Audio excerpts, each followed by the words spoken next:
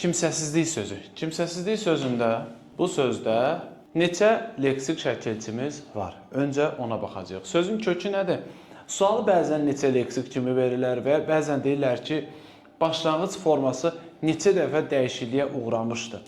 Belə şey görəndə özünüzü itirməyin. Başlanğıc forması neçə dəfə dəyişikliyə uğradı filan. Burada nə var? Kim bir, kimdən nə yarandı?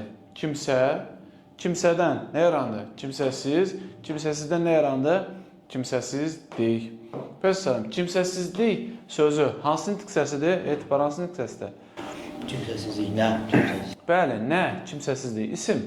Və bu söz nədən yaranıb? Dərhal kökə baxırsansa yandırdın. Kökə deyil, son leksikdən əvvələ baxacaqsın. Deməli, kimsəsizlik sözü kimsəsiz sifətindən yaranmışdır. Xatırlayırsınızsa, əvəzlikdə buna uyğun bir neçə sual var ki, əvəzlikdən yaranan digər nitq hissələrini müəyyən edin, amma bu əvəzlikdən yaranmış nitq hissəsi deyil. Sonra buna uyğun bir dənə də, yəni bu mövzuya uyğun sual var. Mən, im, sə, deyir, dik. Biraz daha yaxşı yanaşan uşaq deyir ki, məsələn, mən sözün köküdür, əvəzlikdir kökü, əvəzlikdən yarandı, imsə bu tərəfə baxmır. Bu tərəfə baxmır və getdi. Yadınıza qalsın, əgər sözü sənə bu şəkildə veribsə, sən ona bu şəkildə baxmalısan. Özün istədiyi ki, ortadan bölüb baxmayacaqsan.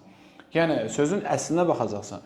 Mənimsəmək, bəli, mən əvəzliyindən imsə şəkilçisi ilə mənimsəmək feili yaranır.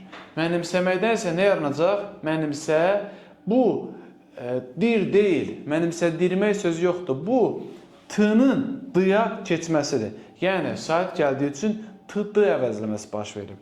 Mənimsəmək sözündən nə yarandı? Mənimsətmək. Düzdür? Sonra gəlir, ir şəkilçisində nə edir? Mənimsədir. İndiki zaman.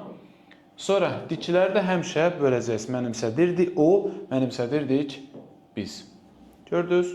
Bu qədər rahat. Deməli, mənimsədirdik sözü nədən yaranıb? Son leksikdən əvvələ baxıram.